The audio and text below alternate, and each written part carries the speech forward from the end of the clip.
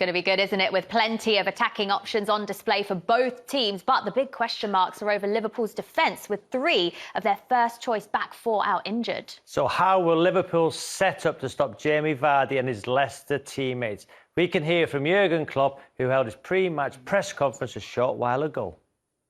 There's no season when you have no problems with injuries. It's always the same. But in our situation, it's slightly different that a lot of players on the same position get injured and seriously injured, and that makes it, of course, tricky. But nobody here feels, not at all, any kind of self-pityness or whatever. I'm not sure if it's the right word, but we don't feel sorry for ourselves. It's a situation. In a moment when you get the information, then it's a moment where that hits you really. But a minute later, you are already in the solution process, and that's exactly where we are very long in that already. And so now we have players available, and I always said, as long as we can field 11 players, we will fight for the 3 points, and we will line up 3 players on that. I can promise that at least for Sunday, and then we will fight with all we have. Well, the problems keep mounting for Jurgen Klopp in terms of injuries to his Liverpool side. 3 of the regular starting back 4 out injured as they head into this match against Leicester City. And that's just in defence, Tim. When we talk about the rest of the team, the list just goes on and on for Liverpool. They've been pretty unlucky, you could say. Yeah, I think every team gets their injuries, but this seems to be to very important players. Obviously, Van Dijk, for me, is the most important, certainly because they haven't got many options to cover him. Trent Alexander-Arnold has been fantastic. I think Thiago will be fit. It looks like he's training, so I think he'd be okay to come back in. Listen, they've got a good manager who can cope. He'll find the solution. They've got obviously fantastic players as well. It's pretty predictable how this game's going to go. Liverpool are going to have all the possession, and Leicester are going to try and counter-attack. Obviously, with Jamie Vardy, he might have sleepless nights, on Saturday night. He'd be so excited about playing against 2 makeshift centre-backs at Liverpool. Got a good record against Liverpool, Absolutely. too. I mean, but Liverpool's record at home is fantastic. So it's going to take a very good team performance from Brendan Rodgers' side to take the points. Yeah, Brendan Rodgers, though, they've had massive injuries too. Soyuncu was as important for Leicester as Van Dijk is for Liverpool. Mm-hmm. Pereira, right back, they've missed him. Castagne's been injured. And Didi, as that number 6, has been out. So Brendan Rodgers, to be top of the table with those injuries, we seem to hear more about Liverpool injuries because it's Liverpool Football Club, one of the biggest clubs in the world. Leicester have gone under the radar with their injuries, yet Brendan Rodgers is top of the table. Yeah, and you sense a little bit of resentment from Leicester about that. It's going into this game, like everyone's painting as if, Liverpool, it could be close to a miracle if they get results given their absences. But Leicester have a similar situation. And I think this match starts, which I think will be an excellent game, but almost the lineups could be as interesting as anything because of how creative the managers are. Because that's what it's going to demand. I mean, we're talking about 2 managers who they have very defined styles of football, but they're also very innovative and kind of can come up with creative solutions. And never more so is that going to be needed than for this game with so many big players out and so many problems that the 2 teams can cause each other. Let's start in defence then. What is the solution for Jurgen Klopp at the back? Who do you think he's going to play in the back 4, Tim? I think Fabinho will be back. Looks like he's back training. If you need to push anyone back, I think you need to against Jamie Vardy. The counter-attack is obviously going to be a big threat. Matip will play alongside him. James Milner. The reason, these circumstances, what Liverpool find themselves in now, is a reason why James Milner signed a new contract. His experience and his versatility will get him through periods like this. You could put James Milner in any position on the pitch and he'll give you 7 out of 10. And he also leads and galvanises the players around him. So, look, Jurgen's a top manager. He will find a solution. They will keep the ball away from Leicester. Leicester will just sit back and they'll try and, on the counter-attack, to try and expose Liverpool. Well, obviously, going to not be at their strongest in defensive areas.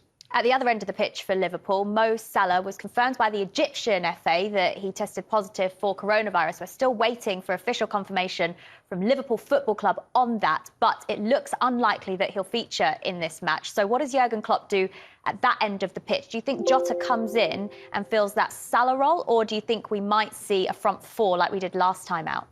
I mean, he's also got the option of using Minamino.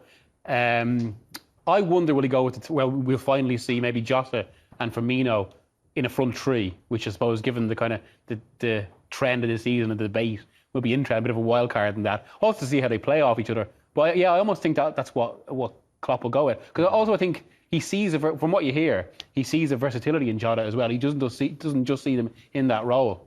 Can you see that working, Tim? Jota and Firmino together? Oh, it definitely can. Yeah, I think they're clever enough to rotate, interchange positions. I think a huge miss is Jordan Henderson as well in this game, because he is the player. When you got weakness at your back two, your centre-backs, which they obviously have Liverpool, it's that midfield general in there. Someone who's going to sit in there and protect.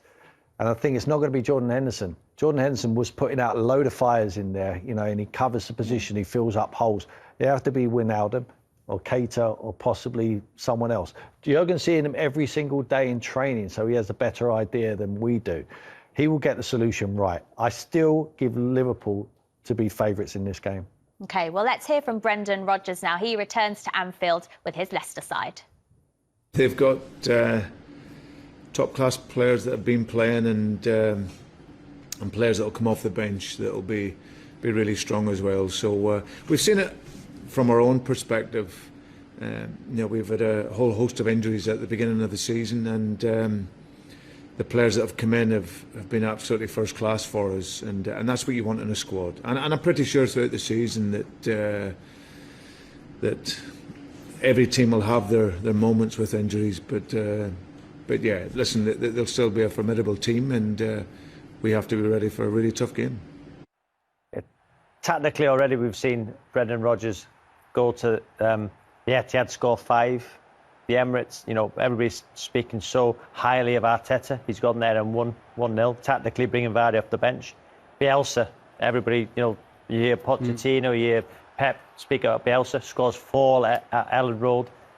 What they can go there, I think it's 63 games unbeaten. 63 unbeaten in Liverpool, the Premier League. Yeah, in the Premier Anfield. They can go there and win. Yeah, I wouldn't bet against it, especially given all the circumstances.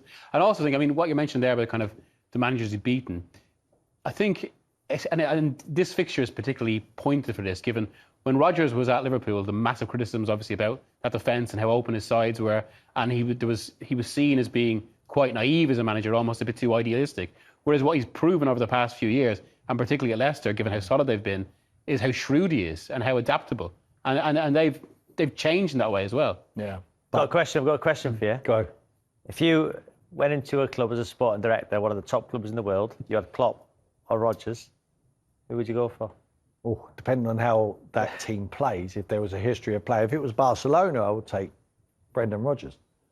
If it was Real Madrid and needed to play with a nice counter-attacking, fast-flowing football, it would be Jurgen.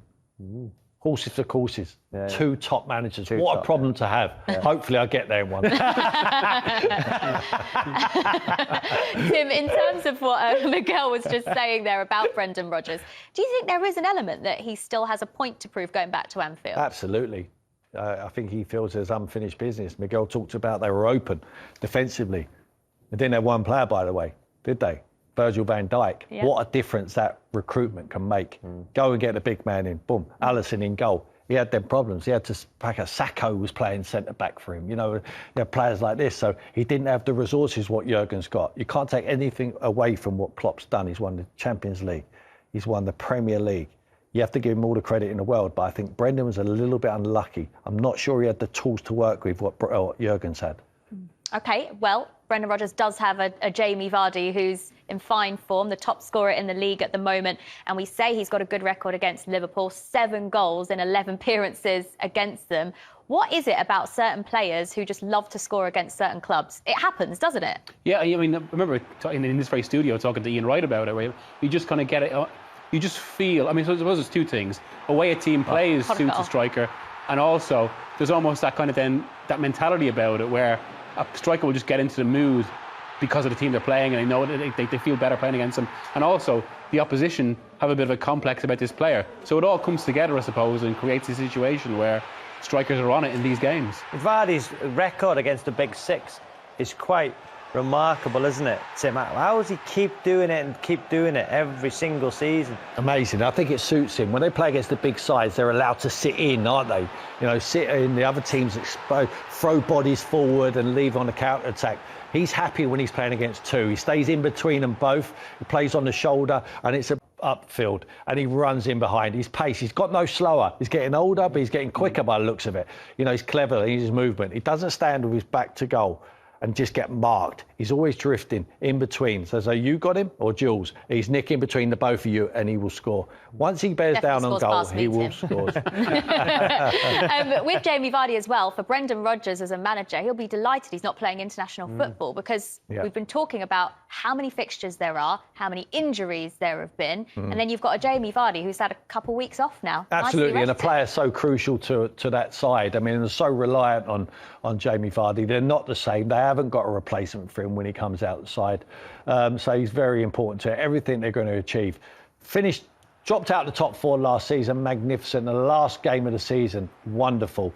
They're in position to finish in the top 4 again, which should be like winning the league. Do you know what? When I retired from international football, I think it was 28. Circumstances dictated why I retired, but that made me prolong my Premier League career. Okay. You know, and my football career. I was waiting for a joke there. I know. I played till I was nearly 37. Yeah. You know, and in the international breaks I could rest. You know, so it benefited me, give me a longevity to play league football. Did you notice that? Yeah, massively. You know, I still haven't retired.